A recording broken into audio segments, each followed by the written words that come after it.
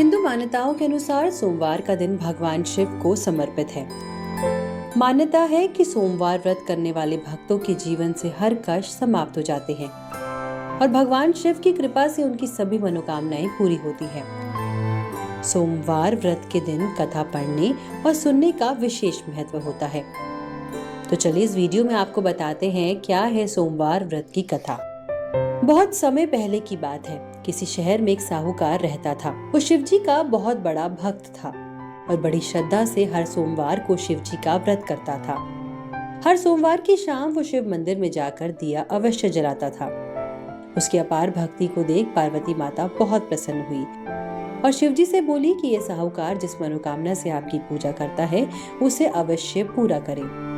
भगवान शिव ने बताया कि ये पुत्र की लालसा रखता है पर इसके भाग्य में पुत्र का सुख नहीं है। इस पर पार्वती जी ने हठ पकड़ लिया कि भगवान उसे पुत्र होने का वरदान जरूर दे। पार्वती के हठ पर शिवजी ने वरदान दे दिया पर साथ ही ये भी बताया कि पुत्र की आयु मात्र 12 साल की होगी। साहूकार भी ये सारी बातें सुन रहा था। समय आने पर साहूकार के घर एक सुंदर बालक ने जन्म लिया। जब बालक 11 वर्ष का हुआ तो साहूकार ने लड़के के मामा को बुलाकर बहुत सा धन देते हुए कहा कि मेरे बेटे को अध्ययन के लिए काशी ले जाओ और रास्ते में जहाँ भी रुको यज्ञ और ब्राह्मण भोजन करवाते हुए जाना। मामा भांजा उनकी आज्ञा का पालन करते हुए चल पड़े। रास्ते में एक शहर पड़ा जहाँ राजकुमारी की शादी हो रही थी पर उसका दूल्हा काड़ा था। दूल्हे का पिता बात खुल जाने पर रिश्ता टूट जाने के डर से परेशान था। साहूकार के सुंदर बेटे को देख उसने एक योजना बनाई और अपने बेटे के स्थान पर उसे दूल्हा बनाकर भेज दिया। शादी हो जाने पर उसने साहूकार के बेटे को बहुत सारा धन देकर विदा कर दिया। पर जाने से पहले साहूकार का बेटा राजकुमारी की चुनरी पर लिख गया था कि तुम्हारी शादी राजा के बेटे से नहीं मुझसे हुई है और मैं अध्ययन करने काशी जा रहा हूँ।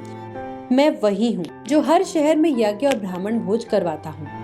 राजकुमारी ने वो चुनरी अपने पिता को दिखाई और राजा के काणे बेटे के साथ जाने से मना कर दिया। इधर साहूकार का बेटा काशी में अध्ययन करने लगा।